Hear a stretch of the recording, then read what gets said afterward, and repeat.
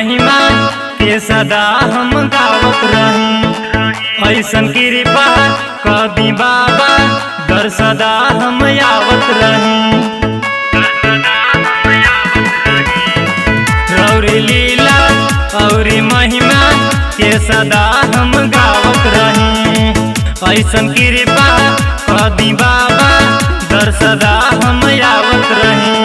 कुछ रखल ना बाटे दुनियादारी में, कुछ रखल ना बाटे दुनियादारी में। मोरी अरजी सुनो भगवान आयो तेरी द्वारी में। मोरी अरजी सुनो भगवान आयो तेरी द्वारी में।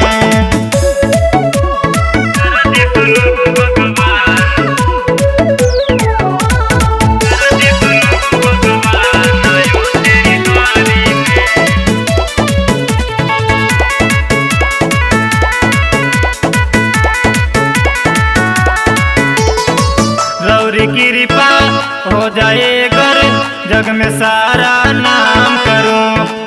देही इतना शक्ति बाबा महिमा को बखान करो। गौरी कृपा हो जाए कर जग में सारा